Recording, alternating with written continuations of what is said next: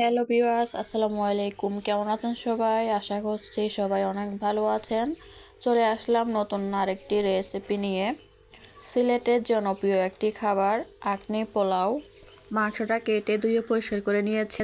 দিয়ে দিলাম পেঁয়াজ বাটা, আদা রসুন বাটা, 1 চামচ মরিচের গুঁড়া, জিরার গুঁড়া 1 চামচ, 1 কাপ পরিমাণ পেঁয়াজ, গরম মশলা দিয়ে তেল দিয়ে ভালো করে ম্যারিনেট করে আধা ঘন্টার জন্য রেখে দিব।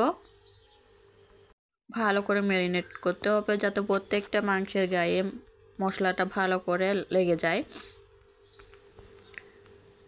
তো এবার আমি ম্যারিনেট করে রেখে দিব।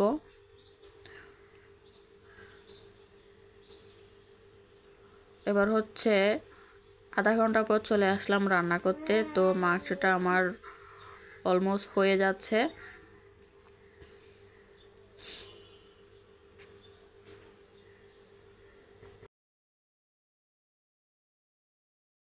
চুলায় একটা ননস্টিকের হাঁড়ি বসিয়ে দিয়েছি।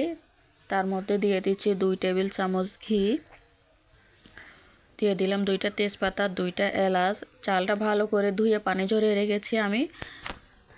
চালটা ভেজে নিচ্ছি। এবার মটরশুঁটি আর কিউব করে কেটে রাখা গাজর দিয়ে দিলাম। দিয়ে ভালো করে চালটাকে ভেজে নিচ্ছি। গাজর আর চালটাকে একসাথে ভেজে নিচ্ছি।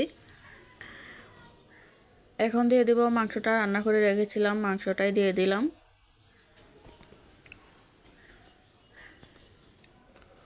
মাংস আর চালের সাথে ভালো করে মিশিয়ে ভেজে নিতে হবে।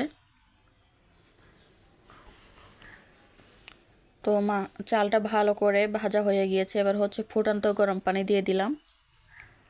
দিয়ে 4-5টা কাঁচামরিচ দিয়ে আমি ঢেকে রান্না করে নিব। তো আমার আঁকনি পোলাও একদম রেডি। একদম চালটা ঝরঝর হয়েছে, একটা চালও ভেঙে যায়নি। আপনারা চাইলে এটা গরুর মাংস, খাসির মাংস দিয়েও রান্না করতে পারেন।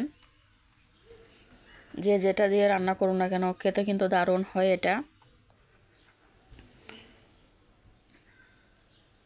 এখন পরিবেশন করে নিচ্ছি। দেখো আমার আঁকনি পোলাও দেখতে অনেকটা লোভনীয় হয়েছে, খেতেও কিন্তু দারুণ মজা হয়েছে।